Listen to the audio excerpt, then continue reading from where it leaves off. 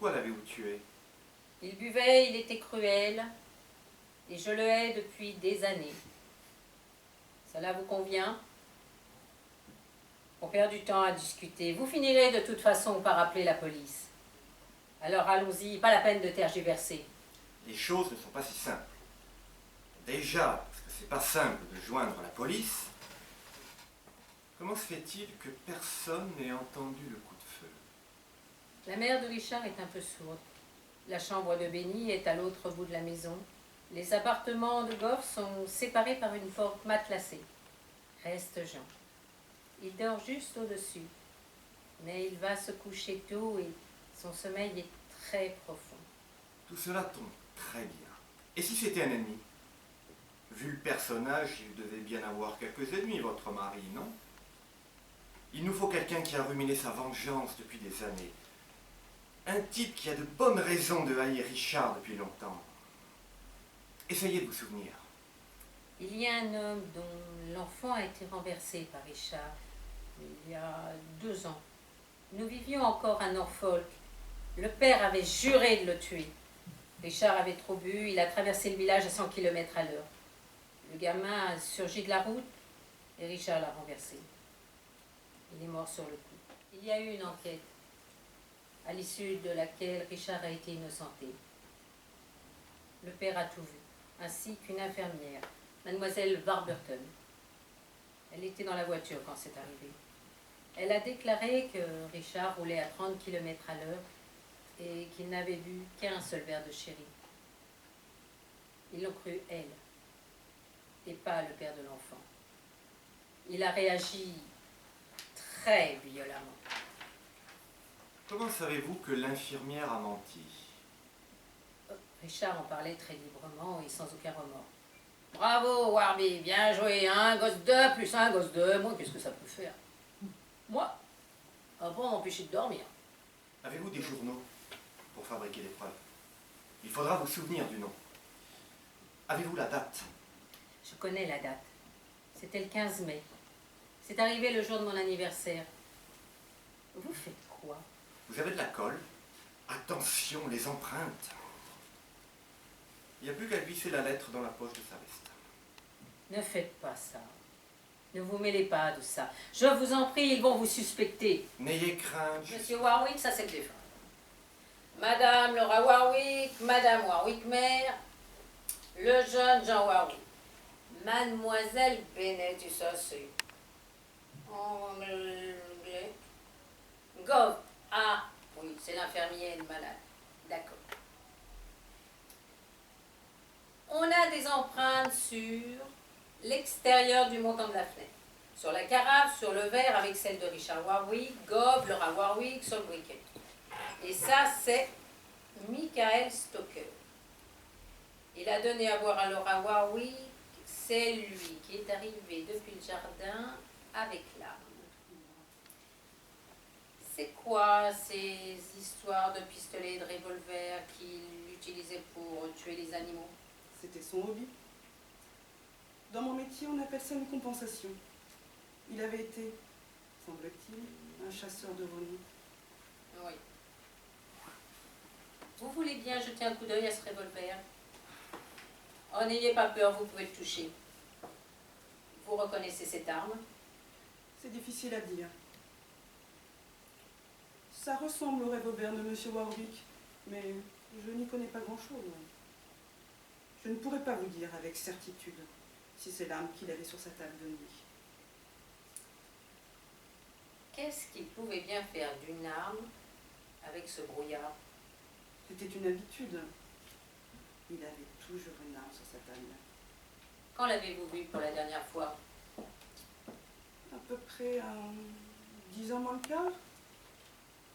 Il avait sa carafe de brandy, un verre et le revolver qu'il avait choisi. Je lui ai mis sa couverture et je lui ai souhaité une bonne nuit. Vous voulez me parler? Parce que j'ai beaucoup à faire aujourd'hui. Oui, mademoiselle Bennet. Je voulais votre opinion sur l'accident de voiture qui a coûté la vie à cet enfant à Norfolk. Petit MacGregor? Vous vous êtes tout de suite souvenu de son nom hier soir, paraît-il. J'ai une bonne mémoire des noms.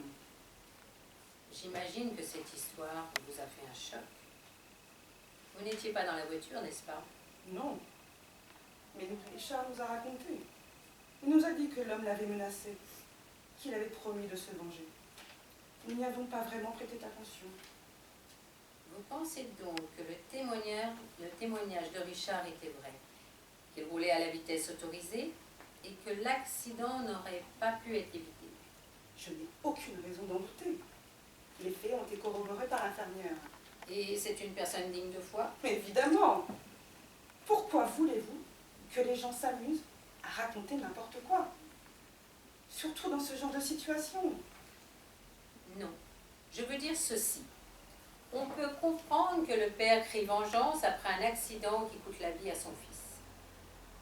Mais si les choses se sont réellement passées comme il fut établi à l'époque, il y a de fortes chances que le père se range à la raison et admette que Richard n'y était pour rien. Si, en revanche, il roulait trop vite au point de perdre le contrôle de sa voiture, je voudrais m'entretenir avec Jean. Il est très énervé aujourd'hui. Je vous saurais gré, vraiment, de ne pas l'interroger, au risque de le déstabiliser. J'ai mis un temps fou à le calmer. Je crains que ça ne soit indispensable. Sa femme devait bien l'aimer, non? Laura? Non, je ne pense pas. Elle était toujours de mon côté. De ton côté, c'est-à-dire? Oui, de mon côté. Quand Richard voulait m'envoyer loin d'ici. Où voulait-il t'envoyer? Dans un de ces endroits, là où on vous enferme et vous ne pouvez plus vous en aller. Il disait que Laura viendrait peut-être me rendre visite. De temps en temps. Je ne veux pas être enfermée, j'ai horreur de ça. J'aime que tout soit grand ouvert, les fenêtres, les portes. Comme ça, je suis sûre que je peux sortir quand je veux. Mais plus personne ne peut m'enfermer maintenant. N'est-ce pas? Non, mon vieux, non. Plus personne. Maintenant que Richard est mort. Donc Richard voulait te faire enfermer.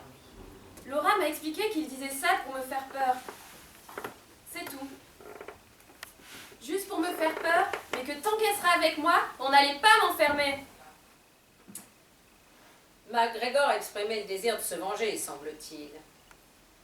Si j'avais un ennemi, c'est exactement comme ça que je ferais. J'attendrai longtemps et une nuit, je me faufilerai chez lui avec une arme et... Pan, pan, pan! Calme-toi. Je suis très calme. Julien! Laura, je viens juste d'apprendre la nouvelle. Je suis sidéré. Bonjour, Major Farrar. Quelle histoire! Pauvre Richard! Je vous présente Monsieur Stoker. Le Major Farrar pourrait devenir notre prochain député. Il va y avoir des élections anticipées bientôt. Monsieur Stoker a vu le meurtrier s'enfuir hier soir. Ma voiture était dans le fossé. Je me suis approché en espérant trouver un téléphone. Tu as dit un jour que quelqu'un finirait par le tuer. Tu te souviens, Julien? Ah oui? Je ne me souviens pas. Mais si, à un dîner. Tu sais bien, toi et Richard, vous étiez en train de vous disputer et tu lui as dit: un de ces jours, Richard, quelqu'un te collera une balle entre les deux yeux. Voilà une étonnante prophétie. Vous imaginez bien que cette manie des armes à feu ne plaisait pas à tout le monde. Si seulement j'avais pu être là hier soir. C'est le brouillard qui vous a dissuadé? Non. J'avais un dîner avec les membres du comité électoral. Quand ils ont vu le brouillard tomber, ils sont rentrés chez eux plus tôt que prévu. Alors j'avais du travail, je suis resté chez moi. Quelqu'un du feu? Ah, il est là. Je croyais l'avoir perdu. Je suis désolé, Laura. Si je peux faire quoi que ce soit. Nous allons faire une petite expérience. Où étiez-vous quand vous avez tiré sur Richard? J'étais dans un état second. Votre mari vous a dit quelque chose, vous avez attrapé le revolver. Refaites les mêmes gestes. Voici la table et dessus l'arme. Donc vous vous disputez, vous prenez l'arme. Prenez-la. Je n'ai pas envie. Ne faites pas l'idiote, elle n'est pas chargée. Bon, prenez l'arme, je vous dis. Oui, enfin, vous ne l'avez pas prise avec autant de précaution, vous étiez énervé. Vous avez dû la saisir avec rage et ensuite vous avez tiré. Montrez-moi. Allez-y, montrez-moi comment vous avez fait.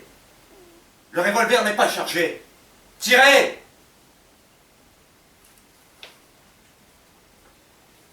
Vous n'avez jamais tiré avec une arme à feu de votre vie. Vous n'y connaissez rien. Vous ne savez même pas comment retirer le cran de sécurité. Vous n'avez pas tué votre mari.